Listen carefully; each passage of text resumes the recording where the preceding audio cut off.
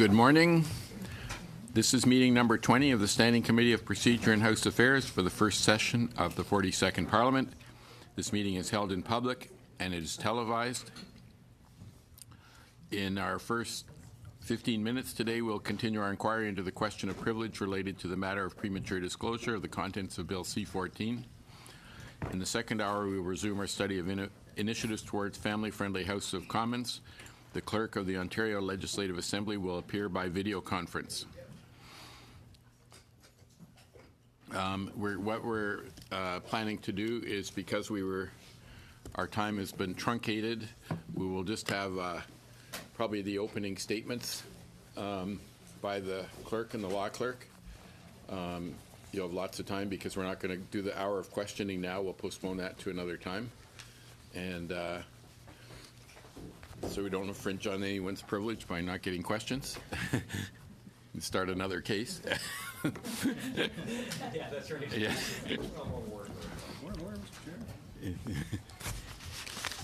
No, okay.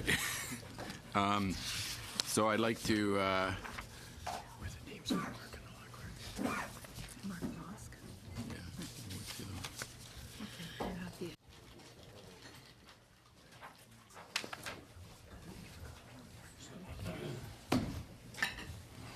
So we'd like to welcome again, of course, our regular visitor, Mark Bosk. Thank you for making acting clerk of the House of Commons. Thank you for making so much time to us and on our study, and for other reasons. And Philip Dufresne, law clerk and parliamentary counsel, and hopefully you'll both have a few things to say to us.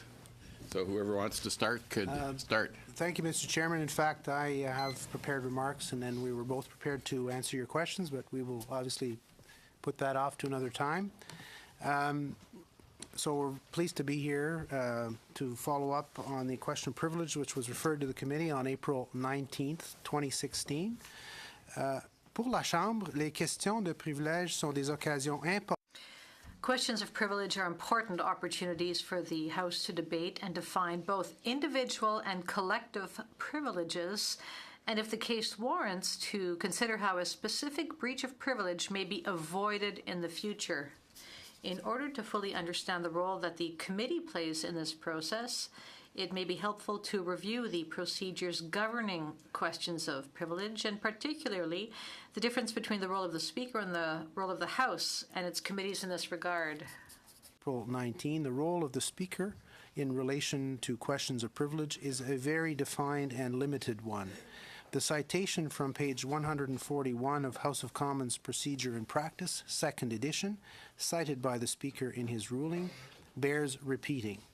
Great importance is attached to matters involving privilege. A member wishing to raise a question of privilege in the House must first convince the Speaker that his or her concern is prima facie, on the first impression or at first glance, a question of privilege. The function of the Speaker is limited to deciding whether the matter is of such a character as to entitle the member who has raised the question to move a motion which will have priority over orders of the day. That is, in the Speaker's opinion, there is a prima facie question of privilege. If there is, the House must take the matter into immediate consideration. Ultimately, it is the House which decides whether a breach of privilege or a contempt has been committed." Unquote. Bref, le rôle du président. In short, the role of the Speaker is limited to determining whether, at first glance, the matter complained of merits priority treatment. It's then up to the House itself to decide on the matter.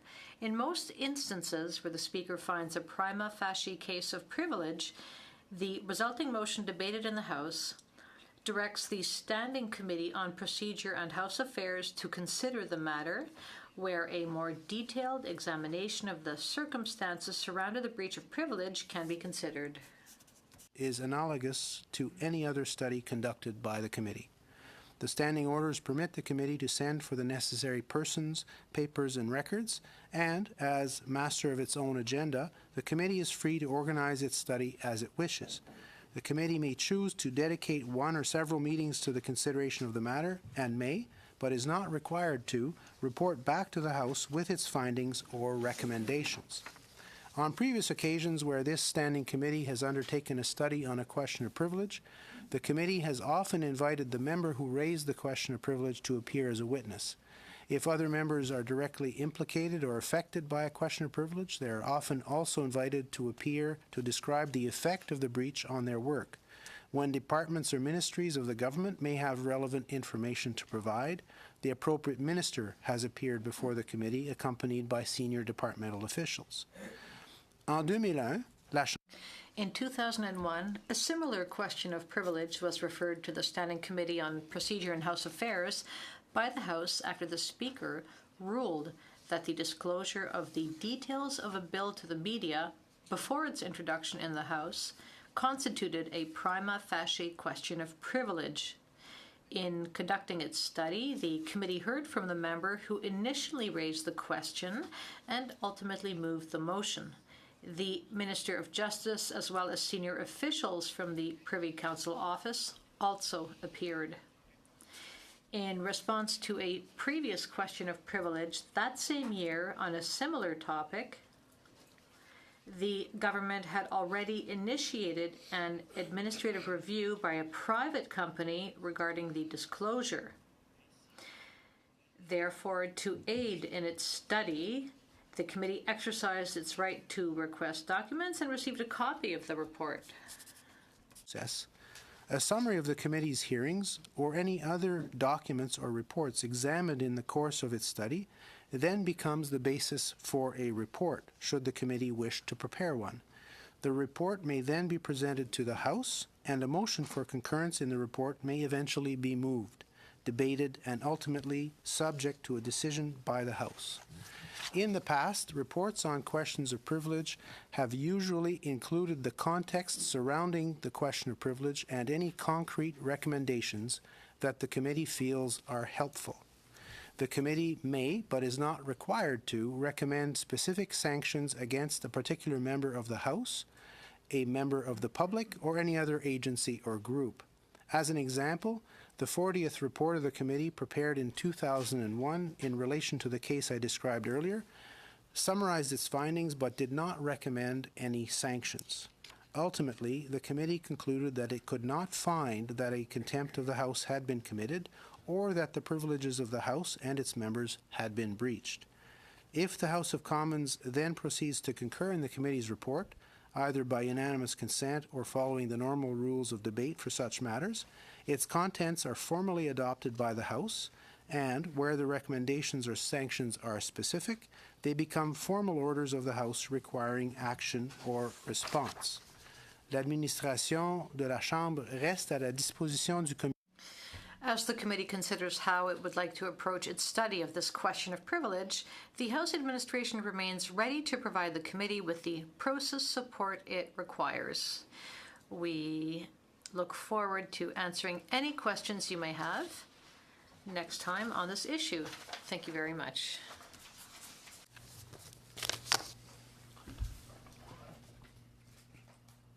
Does the committee mind if I just ask a technical question on what he just said?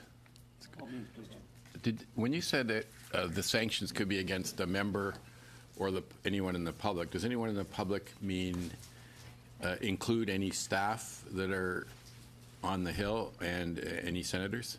Yes. Well, Okay, senators, I mean, the committee can state what it wishes, but Okay. you have Thank to you. think of how you accomplish those sanctions. Thank you. Any other technical questions on what? Yeah. Anything, I gather both our witnesses will be back at the beginning of the next meeting, Chair? Well, at a time we set aside for them, yes. That's fine. I'm fine. If that's Mine will be okay. content questions. Thank you. Yeah. Mr. Chair, Yes. do we have a sense as to when we expect to, like, are we shooting for next week, or? Well, I think When once we let the witnesses go, we'll talk about that. Okay. Is that okay? Fair enough. Okay, well, thank you very much. We appreciate, we know you're busy, and sorry to have to call you back again. Someone called a vote, and there you go. We're available at the committee's wishes. Okay. So everyone has the calendar in, what did you say? Yeah, everyone has their calendar? No, I don't. I can give it out. Oh, sorry, we'll give it out here, the most up-to-date one.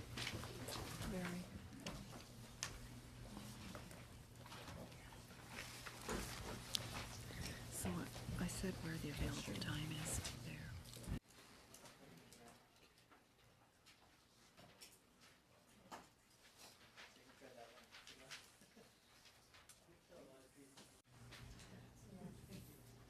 Look at this, the 3 open slots on this particular piece of paper are the 19th, the first hour, the 31st, both hours in June, well, virtually all of June, but June 2nd.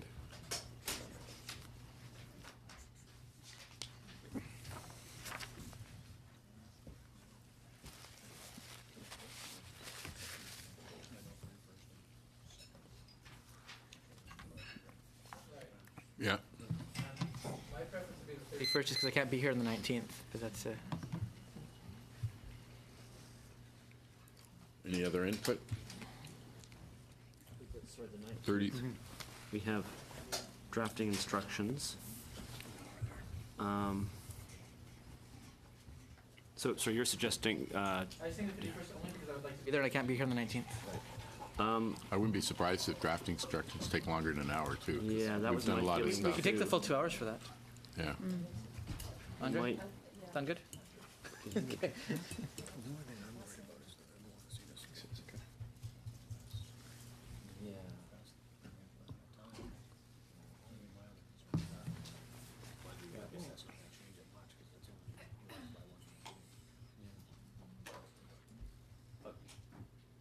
and the 12th is, take the entire, Luscious Canada meeting will take the entire thing?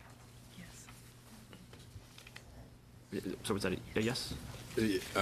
My understanding is, yes, it's a, they're going to be proposing a number of recommendations, and I think if we, in the fall, and I think if we should use our time wisely to make sure we have influence on those.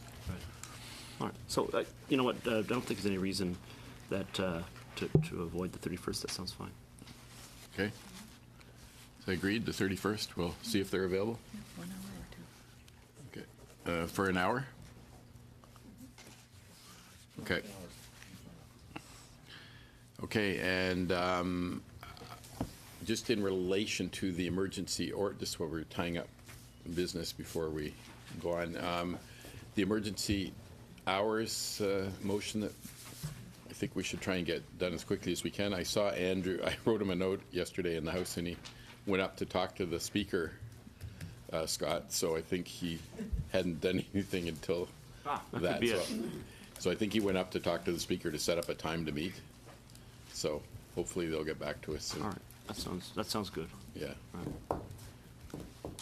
David, did you have something to say? No, on the table. So let's, yeah, Blake? One thing, Yeah? sorry, one thing in regards to, the only concern I have, and I'm not, you know, I'm okay with the 31st. Yeah. My only concern is we're then getting to the point where there isn't a lot of meetings then left. And I do think it's important that this gets dealt with. And I understand the committee hasn't made a decision to have the minister, although I believe the committee should be making that decision. And we've had some trouble in the past with this committee in getting ministers to come, and they indicate their scheduling is difficult. I would really suggest that we might want to ask the minister to provisionally set aside some time when one of our meetings might be occurring in June, so that we can be sure that it would be possible for that to happen should the committee decide to have the minister, because I sure would not want to see another one of these excuses of, well, the minister's just not available for several months. We can't have that. That'll be unacceptable, and I think it'd be advisable that we do everything we can to prevent that from occurring. Comments? I don't have a problem with that. It's not an invitation, it's a preparation, that's fine. Warren, sure. We will let her know that we, yes, Scott? I would like to invite Laura Stone, the reporter who, at the Globe and Mail, to whom this information was leaked, as a witness as well. Claim journalistic privilege and Well, there's actually no legal journalistic privilege. That is a convention, and I have no doubt that she'll honor that convention. But it is very hard to believe, reading what's written here, that this was not meant as very much a deliberate strategy, and that it came from the very top. The information that was leaked, Mr. Chan asserted at a previous meeting that it was purely negative. That is, that it only said what wasn't in the bill. But it said so in a very, very thorough and exhaustive manner. It says a bill that will, I'm reading from the article, a bill that will exclude those who only experience mental suffering, such as people with psychiatric conditions. The bill won't allow for advance consent or request to end one's life in the future for those suffering from debilitating conditions such as dementia. In addition, there will be no exceptions for mature minors who have not yet reached 18 but wish to end their own lives. These prompted, in the very same story, which was leaked, a response from Kay Carter's daughter, and that set the tone for all initial discussion of the legislation, which was that such condemnation as occurred, such criticism as occurred, was entirely on the bill not going far enough. So this was a brilliant exercise, I think a brilliant and very successful exercise in misdirection of the public debate on what is the most important piece of legislation in the 42nd Parliament. And that could not have occurred because some low-level staffer thought to break it out. This was very much part of a strategy. My guess is it came directly out of the Prime Minister's office. I do not blame the Minister of Justice per se for this, although she may or may not have known what was going on. And this deserves a proper investigation. So starting by speaking to the reporter seems like a reasonable place. Okay, I think we should go on to wait till we ask the law clerk the questions before we discuss witnesses and also decide whether we're doing that in public or not.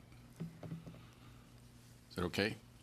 So can we suspend for a minute till we get our... Oh, David? Yeah? Right where we are. I mean, Yeah. Mr. Scott Mr. Reid, sorry, made a recommendation, but it's not a motion. Calling in the reporters, that's a big deal, I think. And I'm not sure that we've done that before, and that's the direction I was going to go I have in. no idea if we have, to be honest. Yeah. Okay. All right. I just wanted to make We sure talk nothing was about that decided later. now. It's all going to be decided later? Okay. I think so, yeah. Okay. Sorry? Yeah. I'm not trying to faster than I create... do. Just to answer... Someone has to. Ask the law clerk about. Just to deal with, I think, something that Mr. Christopherson didn't say, but it must be on his mind. It is not my intention to put the reporter in the kind of position that has occurred in the past where an assertion is made, if you fail to reveal your source, we're going to take some kind of, you're in contempt of Parliament, something like that. That's not my purpose. My purpose is to try and get more information about how this happened. This is, I fear, the first of what might become a pattern if it's allowed to go on, which is not the revelation of all information in a bill in advance, but rather of select details that help to frame the debate so as to effectively mislead the public and redirect debate through the selective release of information to a body other than Parliament. There's a reason why bills are introduced in Parliament first, and there's a reason why the entire bill is released, not just the bits the government wants to get out in order to set the stage so that it can get the best publicity when dealing with a piece of legislation. And that's without reference to the actual content of this bill. I'm trying to be agnostic as to what I think of the bill itself when I make this explanation. Well, fair enough, and I appreciate the clarification. It's just, again, the media does have an independent role. It doesn't mean they can just run roughshod over anything, anytime they want. But boy, it's just I've been around here a while, like you have, Mr. Reid, and I'm just not aware that that's been done. Because virtually every issue of privilege comes here because some reporter reported something, and our issue is the sending of that information, the releasing of that information, not the reporter side of it, which is kind of the catcher's mitt part of it to catch. And we just want to be very, very, very careful about starting to haul in reporters as witnesses, because Parliament has an incredible amount of power. And as a committee of Parliament, we have that power, and we want to be very, very careful about how that power is exercised, especially when we're starting to run into the rights and role of the media in a democracy. That's not to say that we can never go there, but we got to deal with this with the greatest of sensitivity and consideration. Well, I'm going to suspend and have our witness in a couple minutes here, and we'll continue this discussion. I think good point.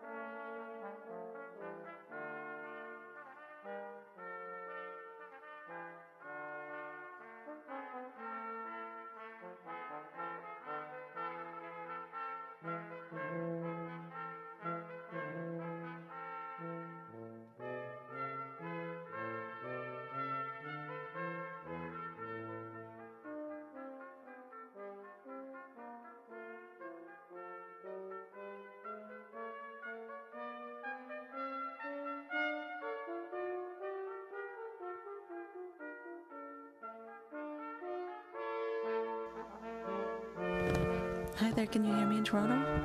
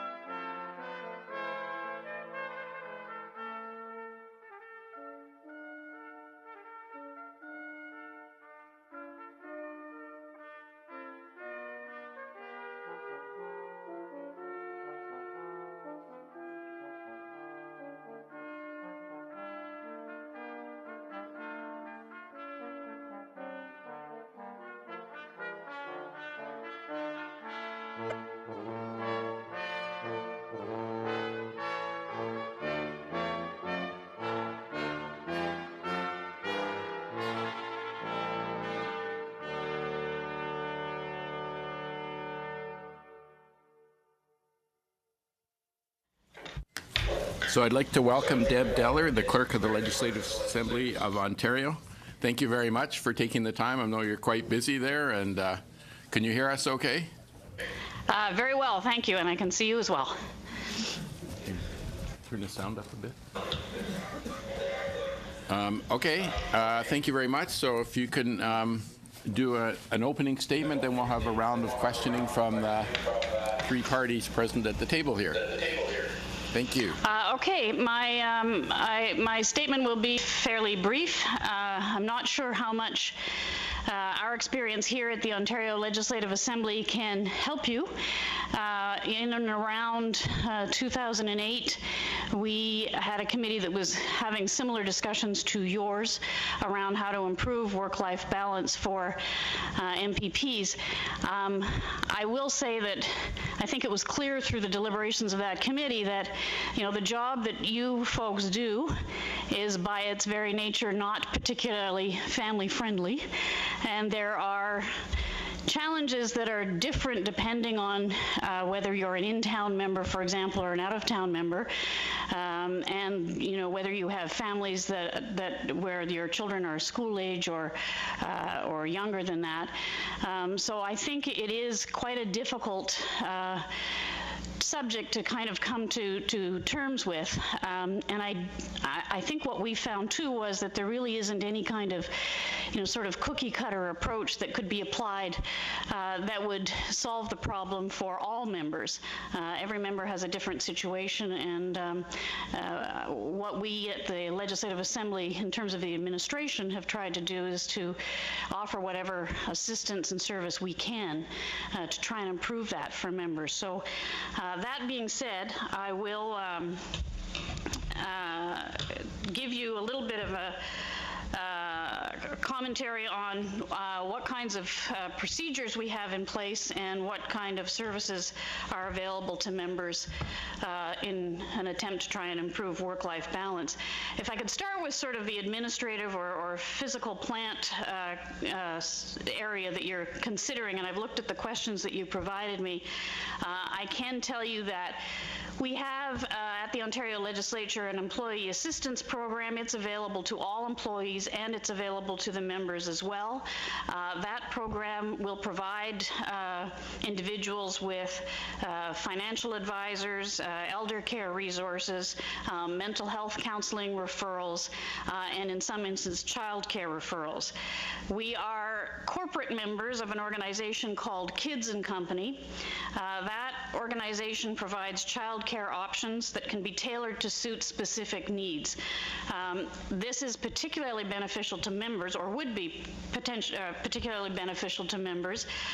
It provides full and part-time child care. There is emergency child care backup service. There's a nanny placement service that they have. There is extended child care for hours outside the regular 9 to 5. There are some summer programs that are offered, and again, this organization also provides some elder care. Having said that, it is a service that is available to all members and all staff. We have found, though, that there is very little uptake in that service. There is a daycare that is in the Queen's Park complex. It is not in the Legislative Building. It's 2 buildings east of us. It is a daycare that is privately run. The Legislative Assembly has no involvement in the operation of that daycare, but it is available to members and staff.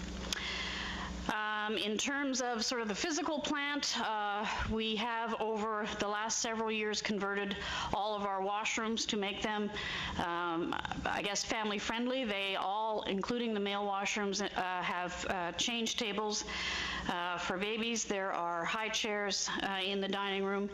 We have a quiet room that's really intended for meditation and religious rites. And then in terms of the members' allowances, there is an allowance that is provided for family trips between the residence and Queen's Park. I should probably add here that there is a very tolerant legislative staff who sometimes get pressed into service for short periods of time when a member might have his or her child in attendance and has to run to the House for a vote. We also provide lots of children's programs, March break programs, tour programs, and that kind of thing that members' children are certainly allowed to avail themselves of. In terms of our procedure or our schedule, in 2008, the House hours were changed and the calendar was changed somewhat. Our calendar currently sees the House sitting from the Tuesday following Family Day, so that is the 3rd Tuesday in February, to the 1st Thursday in June, except this year where they've extended it to the 2nd Thursday in June. Then the Monday after Labor Day in September to the 2nd Thursday in December. The sitting schedule was changed in 2008, so we currently sit 4 days a week, Monday through Thursday. Monday we start at 10:30 in the morning, going right into question period. The House meets until roughly noon. We come back then at 1 o'clock and sit through until 6. Tuesday and Wednesday, the House commences at 9 in the morning. We sit until 10:15, break for a short 15 minutes, come back for question period till roughly noon, and then the House reconvenes again at 3 p.m., again until 6. Thursday, 9 to noon, and then 1 to 6 for private members' business. The morning meetings that we now have replaced what was probably an average of 2 meetings in the evening every week. And that was the discussion about whether it was more family-friendly to sit more regular hours. I will say that the reviews on that have been mixed. I think it's still the subject of debate. I think family-friendly hours mean something entirely different to an out-of-town member than it does to an in-town member. On your list of things to talk about, you also had voting. Our voting is much like yours. It's either a voice vote or recorded division. Recorded division always takes place immediately, or it can be deferred by any whip of any party to the next sessional day. So we have a proceeding on each sessional day that is called deferred votes. Any votes held over from the day previous will be taken up at that point. Members must be in the chamber to vote. And in committees, the votes occur very similarly. They are immediate, although any member can ask for a 20-minute voting waiting period before the vote is taken. In terms of technology, I think probably our experience hasn't been particularly great. We haven't leveraged technology probably to the fullest extent that we maybe could.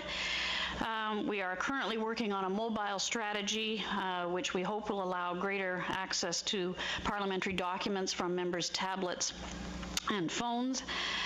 Members currently do have access to the Assembly's network from home or from their constituency offices via VPN. And our broadcast and web streaming of House proceedings allows off-site monitoring of the business of the House. And then lastly, I guess you had also had some discussions about alternate debating chambers, and I'm assuming from that that you mean the Federation Chamber in Australia and Westminster Hall in the UK.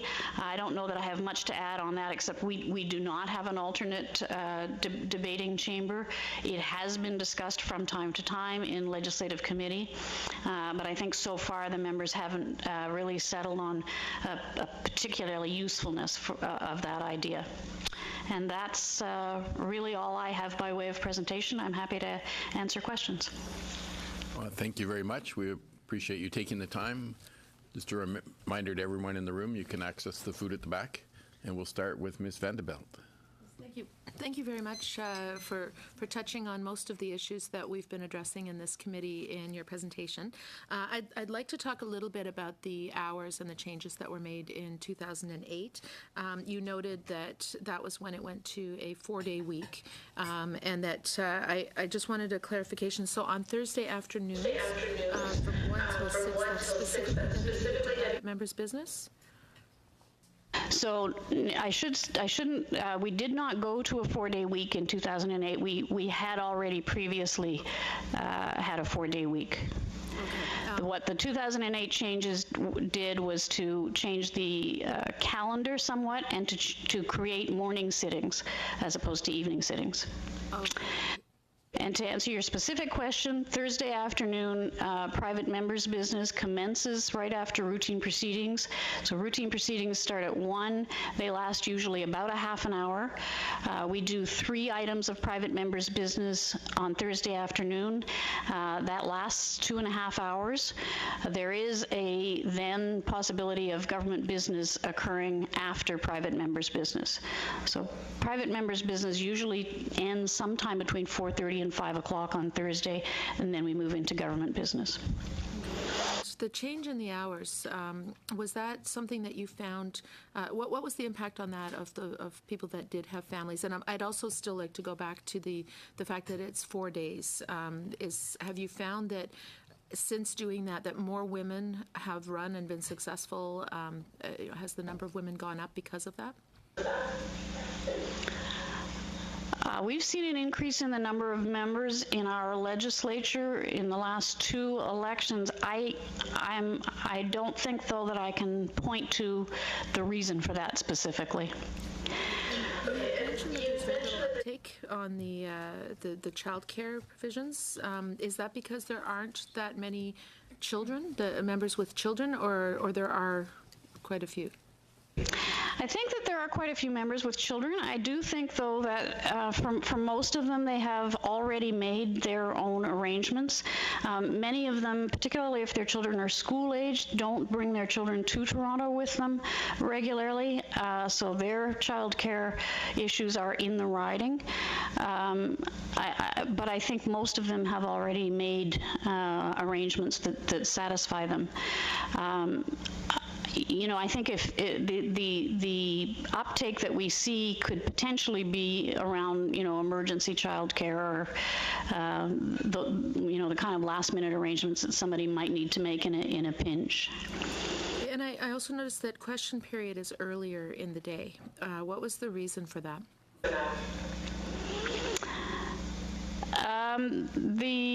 There was a desire, I think, on the part, particularly of the government, to have a more specified time for question period. Previously, it followed routine proceedings, and routine proceedings could take, anywhere from 40 minutes to an hour and a half, and so there was a little bit of uncertainty about when question period would start and would end. And there was a desire on the part of, as I say, particularly the government members, to have more certainty about that.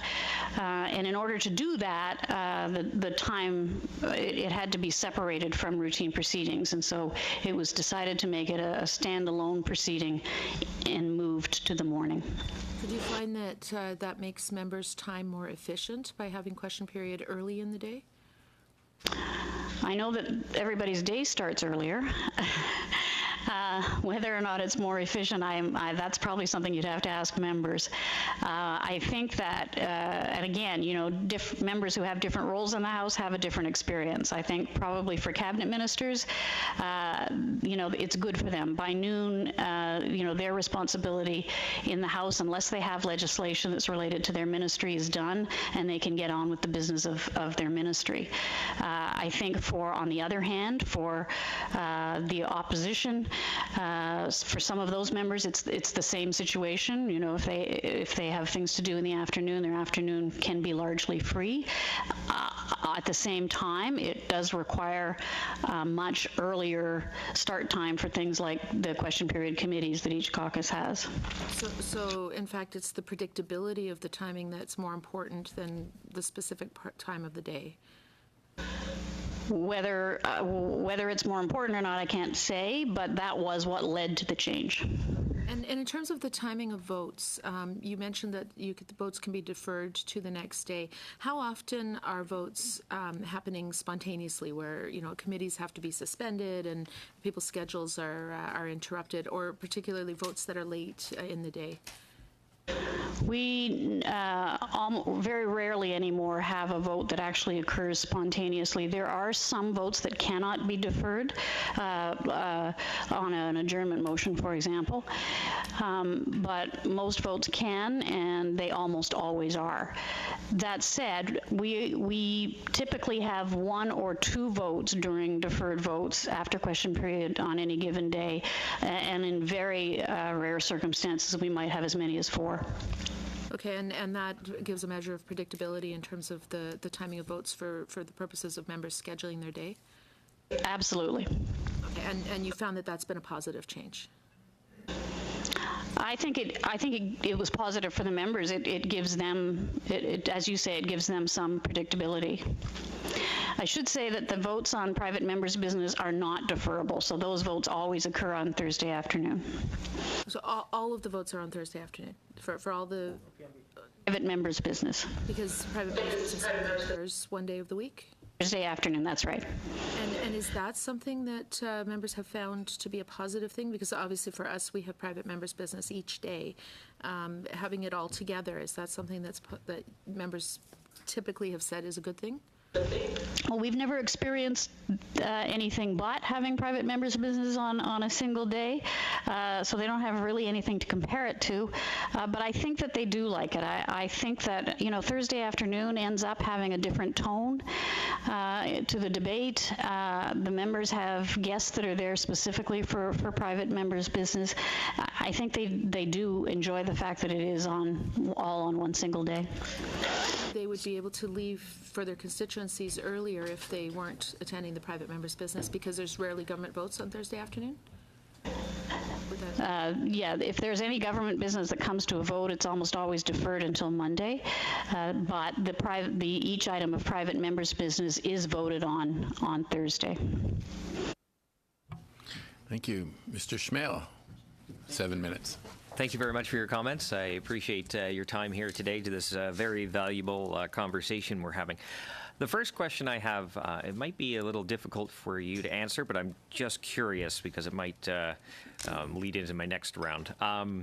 In terms of the amount of members that have their spouses in Toronto, do you know roughly, and it doesn't have to be exact, how many that would be? I am sorry, I don't know. Okay, no problem. No problem. So in Toronto on a regularly or through their secondary residence in Toronto, that would actually move their family to Toronto to take part in the. Okay, there are very few of those. Very few. Okay. Now, I during this process, I spoke to a few staff members who had talked about question period moving earlier in the day, and many had said that means their day starts early, but the end time actually did not change, so they're actually working longer. Is that? I see you're smirking, so probably you've heard that too. So,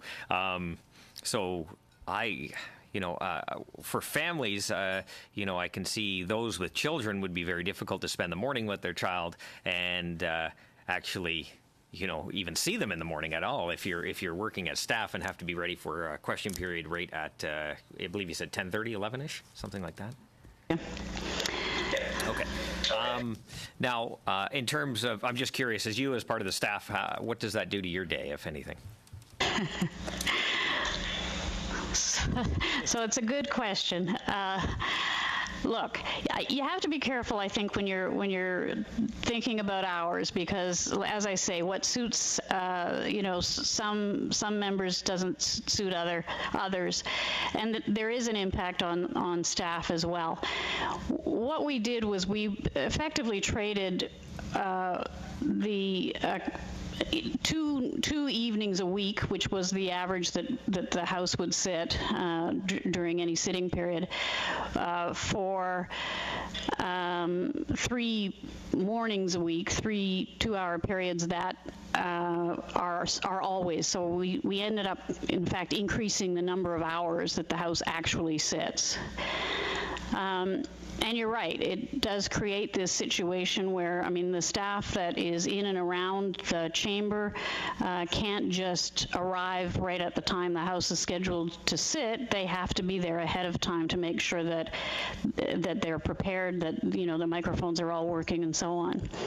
So I think for the staff, it created some issues around scheduling for us, for Hansard staff, broadcast staff, some of the clerks, where they might have been able previously to come in a bit later in the morning to compensate for the later night. Now we can't do that, so we've had to kind of alter shifts. All of that said, though, one of the things that I said to the committee when they were considering that here is, we will make the adjustment to make sure that the House works. The more important thing is that the House works for the members. Right. Okay, so in terms of, you said you for a few things haven't, as the House, used technology well. I'm curious, when you say that, we're having constant debates on our calendar, on the members' calendar, in order for our staff, our spouses, our families, whoever, to see the calendar, and it's somewhat of a complicated process here right now.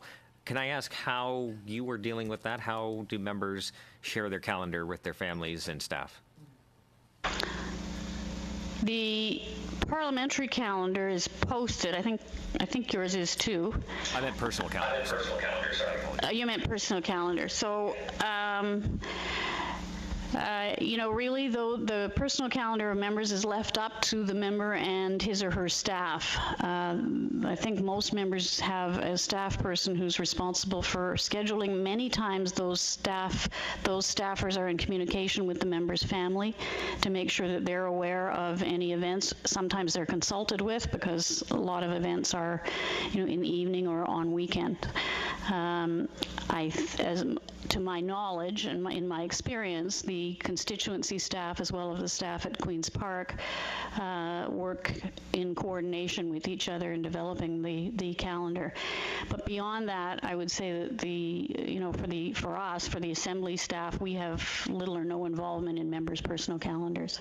So I don't know, to your knowledge, do members, are they on their own to use whatever method, like a Google Calendar, so to speak, or do you have a provided calendar through your house intranet, I guess?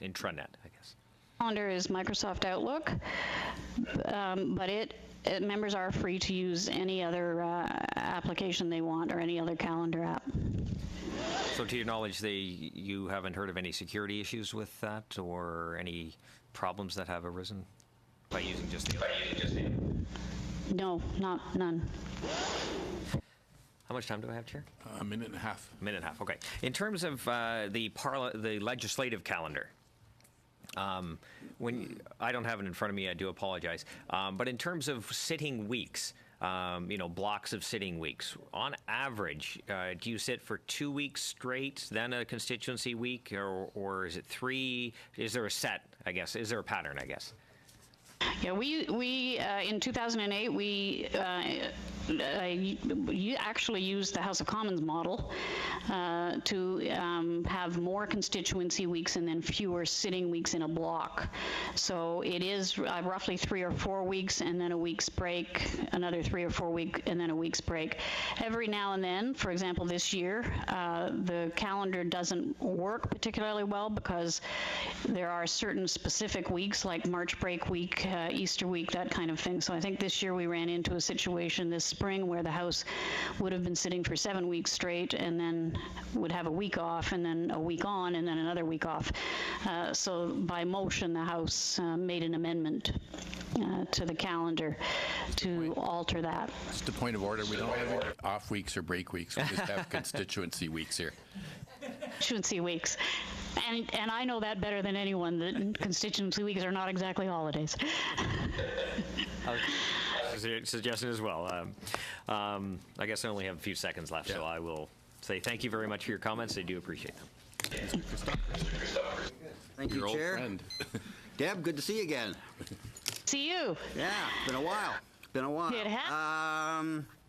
So I'm just going to jump into a couple of things here and pick up on Jamie's last question about the we had a staffer come in, a longtime staffer, a veteran, talked about how he thought the 3 weeks worked best in terms of the demeanor of politicians, the demeanor of the place, the tone, and everything. Now I've taken into account the variation of the way you do it now at Queen's Park. Any thoughts on that? Because that recommendation was less than 3 and we're not as efficient, more than 3 and we start to get into some tensions just being together that long, given the things we do. So, and any thoughts on that, Deb?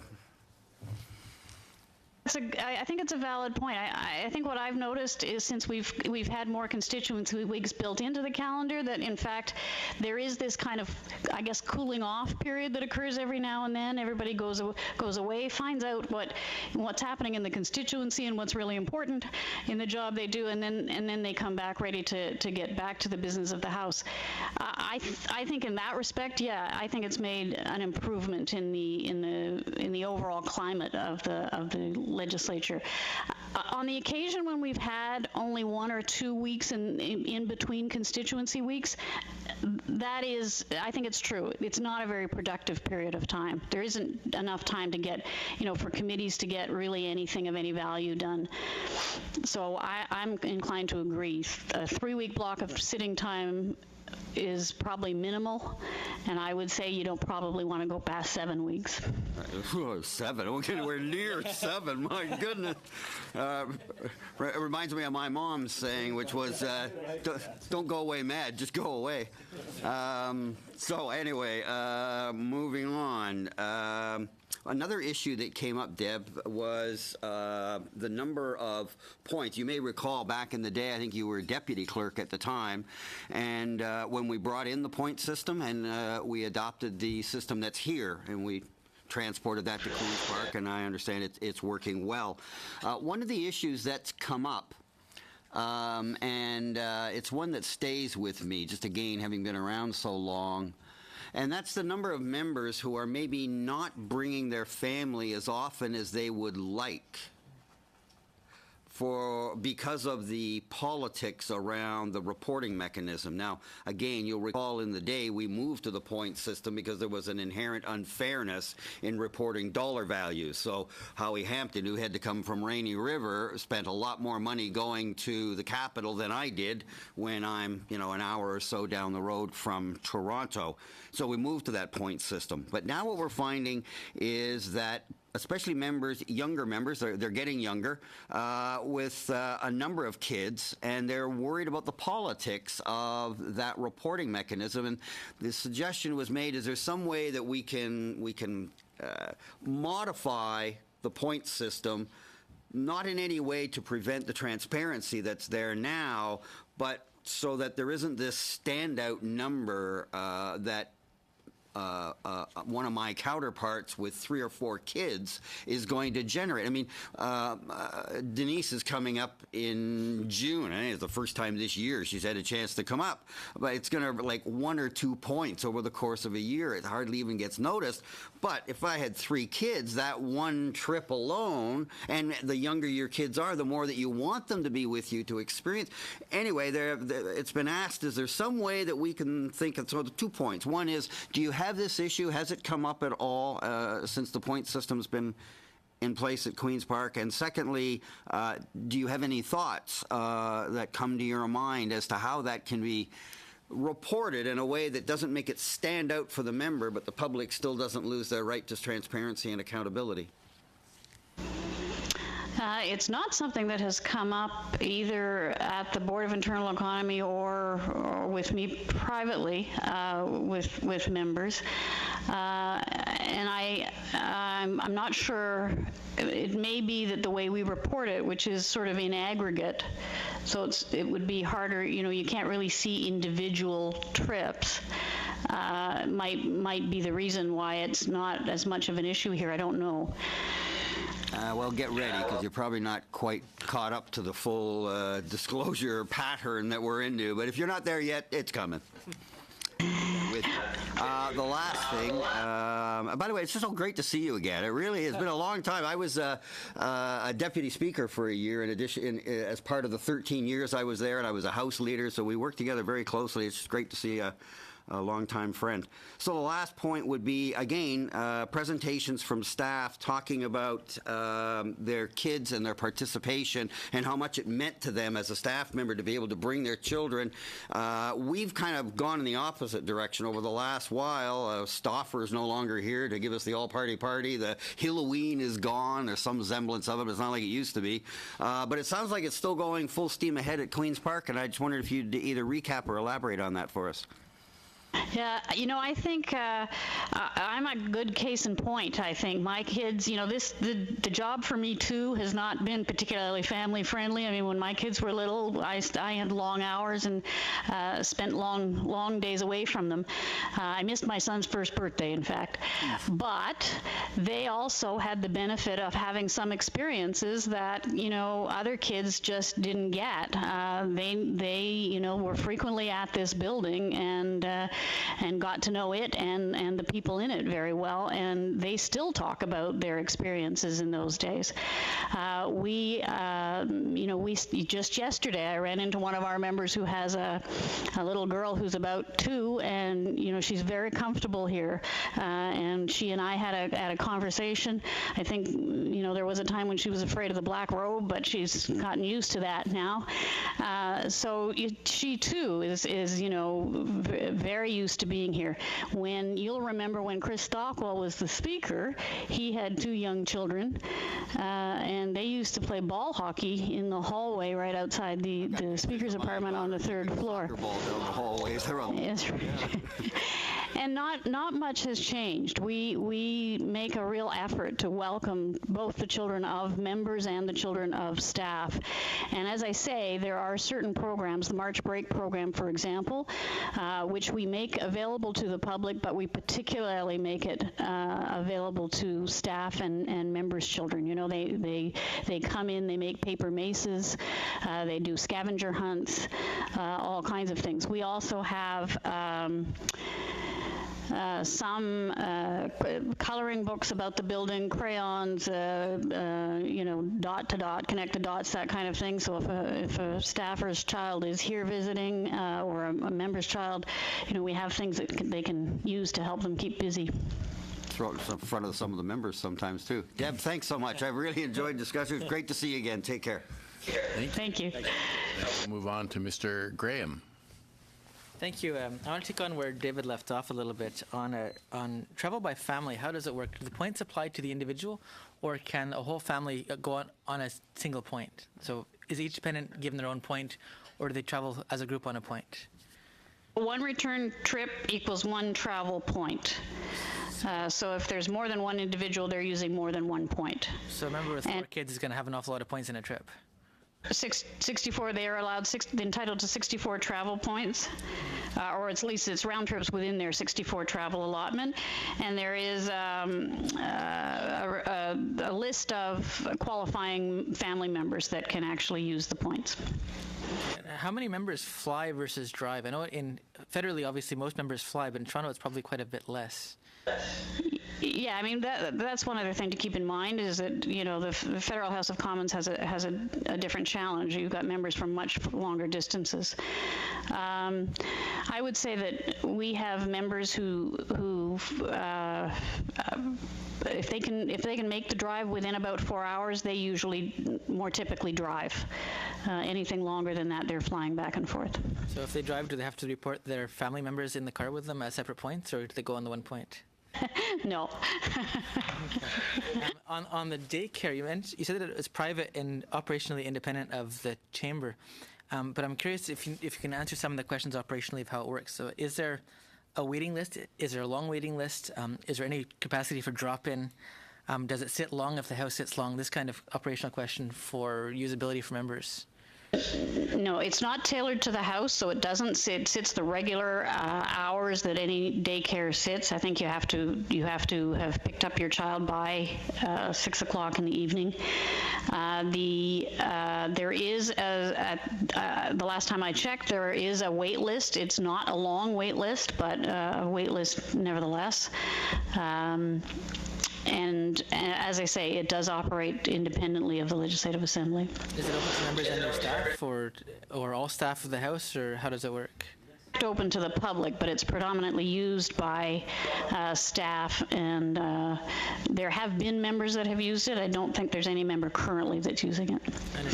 Okay, another topic on when we have a bill here, it typically takes 4 days to get through a government bill, this kind of thing. There's less than a third the number of members in Queen's Park than there are here. So how many members get, well, how long does each member get? Can they speak more than once? And how long does it take to get through a bill typically in terms of sitting days or sitting hours? So there is for the debate time, each caucus gets a 1 hour lead off on any piece of legislation. Thereafter, it's a 20 minutes allotment of time. After 7 hours of debate, it reduces to 10 minutes per member. Following every speech, there is then a 10-minute period for questions and comments.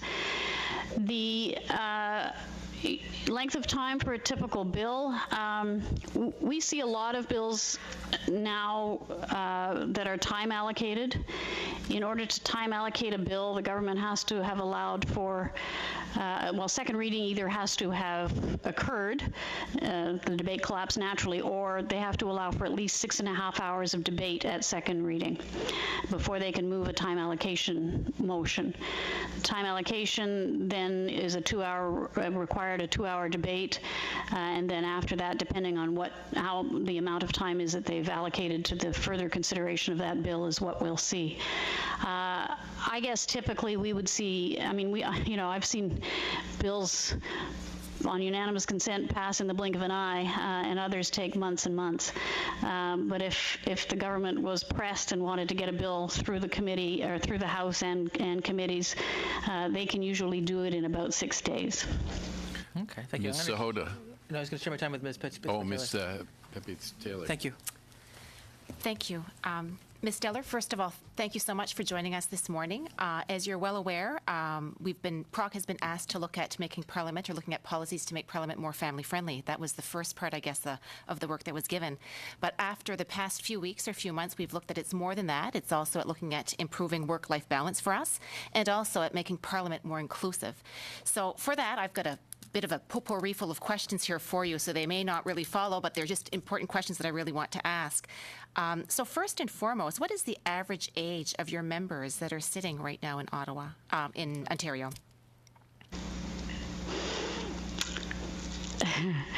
So I'm going to say, first of all, we don't have a defined benefit pension plan here for members, so the average age is getting higher. I think at this point I would say it's probably in its mid-50s. And do you think that influences perhaps the reason why that when you talk about the Kids and Company program, why perhaps that there's not a whole lot of people using that program because probably their kids are a lot older? It could be. We haven't polled the members, so I can't really say for sure. I mean, certainly there are a number of members with young children, but as I say, by and large, they already have their own arrangements in place.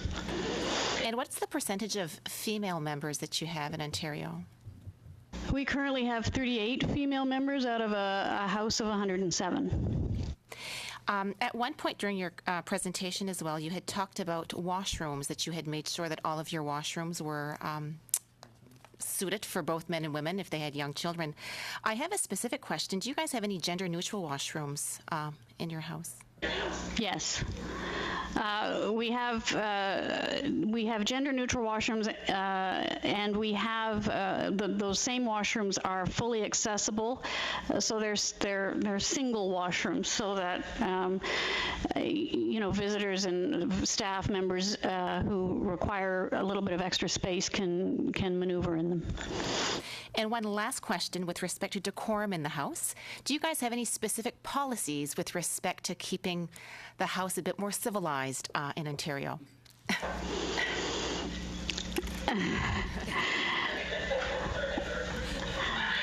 So if you're suggesting that our house is a bit more civilized than yours, I'll pass that along to the speaker and he'll thank you. Listen, aside from the normal rules around decorum in the house, which are quite similar to the ones that you have yourself, and a speaker who makes a valiant attempt to make sure that those rules are adhered to and that there is at least a level of civility that goes into the debate in the House. I don't think we're doing anything special here that other parliaments aren't. I guess my time is up. Thank you so much. Mr. Richards. Good. Thank you for being here. I've got, 4 or 5 minutes? 5 minutes. Okay, thank you.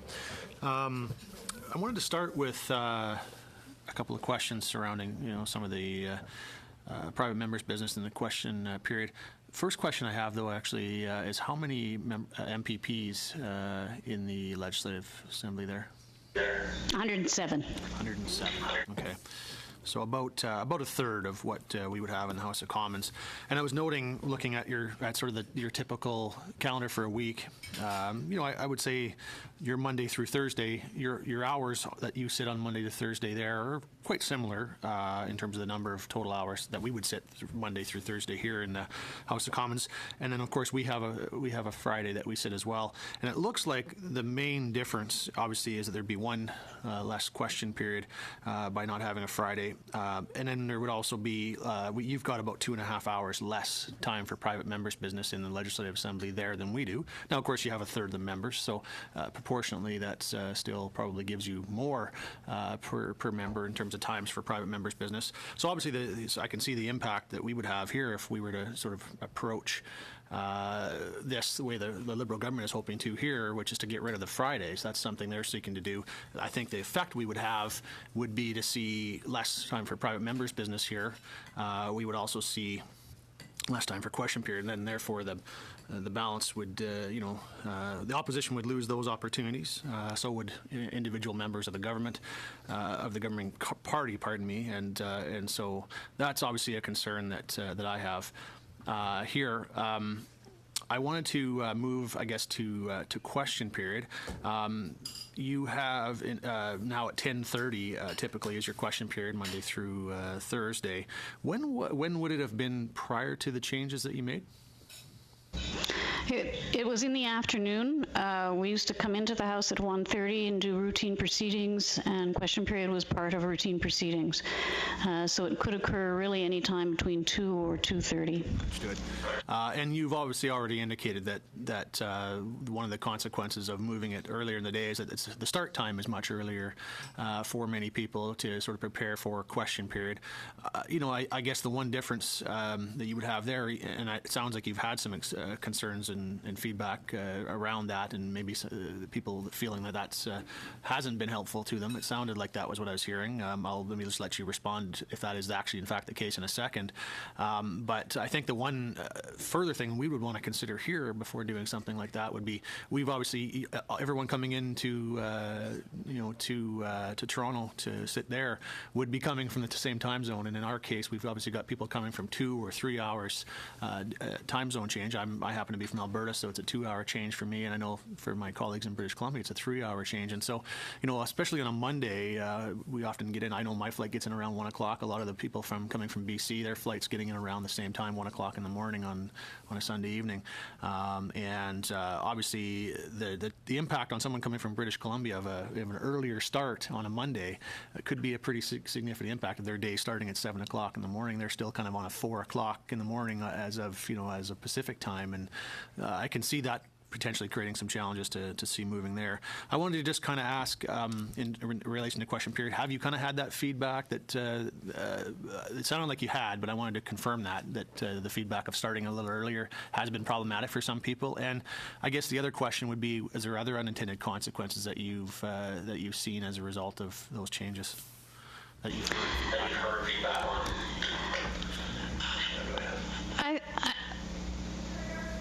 I think the adjustment in the time of question period has. I think it was an adjustment in the beginning. I guess that's what I'm trying to say, is that we had to make adjustments in order to accommodate that. We had to make adjustments in committee time, for example, because mornings was typically used for committee meetings.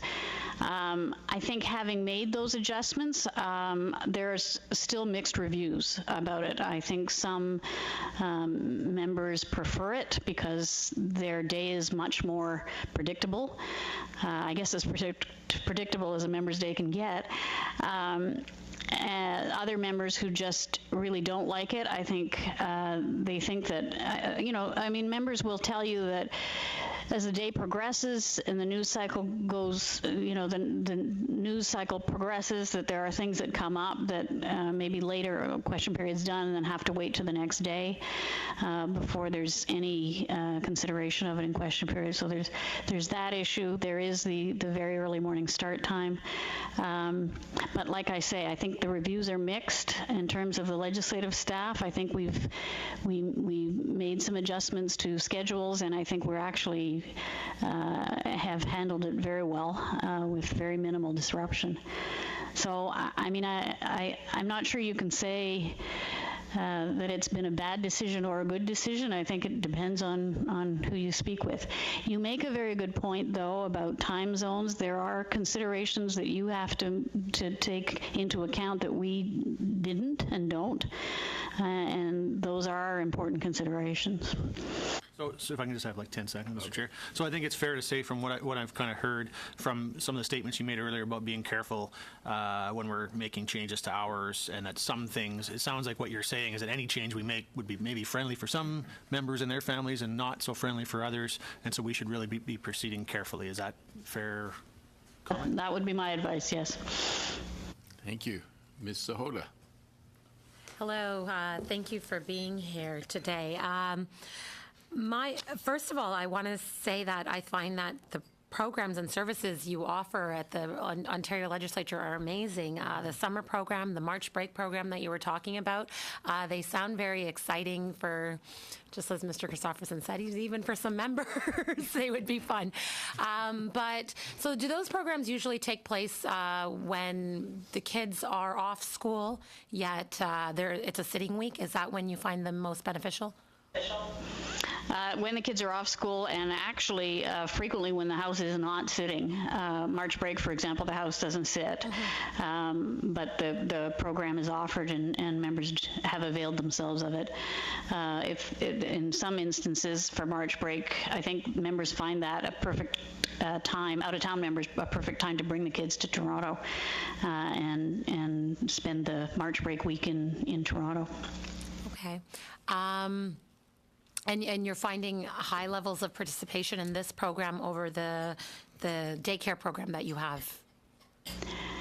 Those programs are always completely fully booked.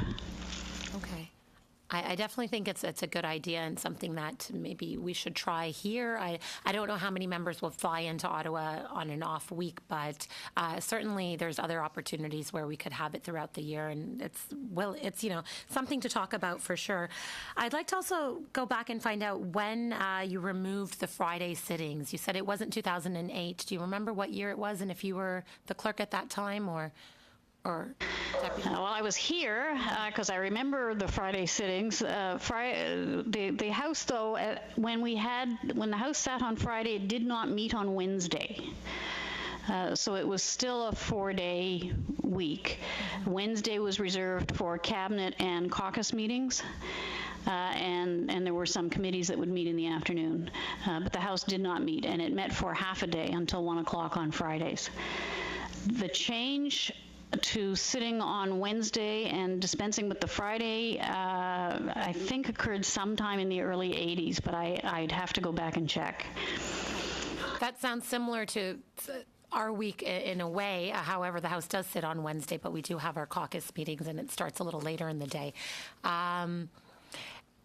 Do you know what the debate around, the main purpose of changing the hours, creating more predictability, and perhaps at that point, even if you weren't around, why the Wednesday was switched to the Friday?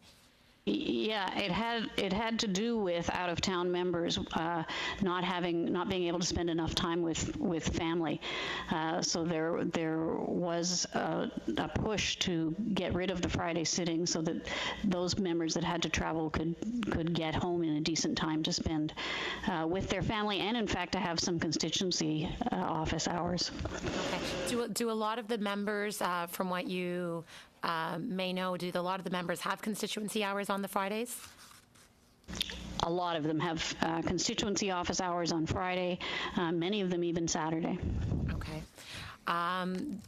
I often also feel that it's not brought up a lot, but there's hesitation to make change, even though, we have to be careful about what change we make because it does affect everyone differently. But that doesn't mean that because of that fact that we shouldn't strive to make changes that may be overall good for, family friendliness and inclusiveness, just because, we may be afraid to make a mistake. We should always be willing to adapt and change and try new things. And then oftentimes we're worried about political blowback and what people will think, public perception, and it's not brought up often, but that is the internal fear that a lot of members may have to even bring this topic up or to speak up or say anything. They hesitate because they don't want to be seen as that person who wants to work less, quote unquote. Was that a similar fear that your legislature went through, and how did you resolve that?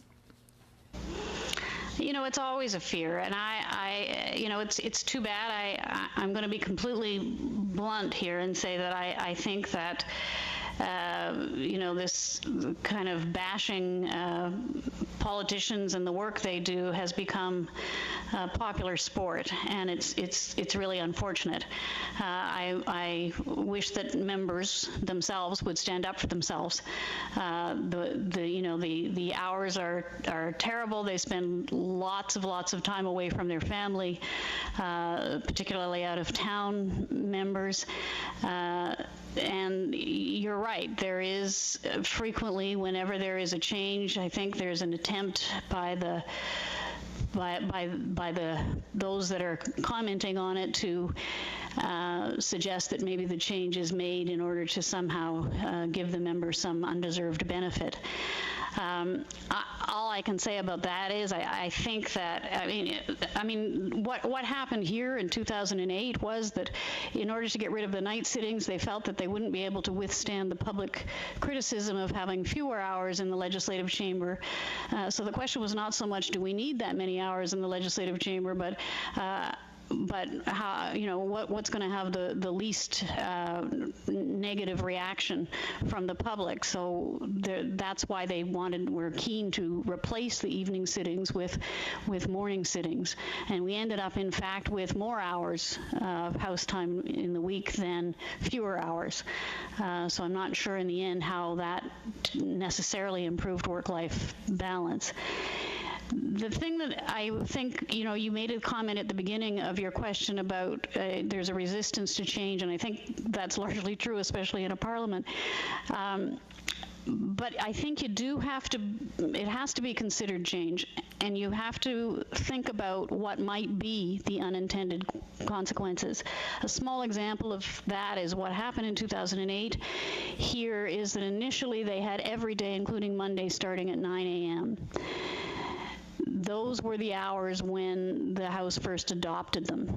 The out-of-town members then argued that previously they might be able to travel on Monday morning to get to Queen's Park on time.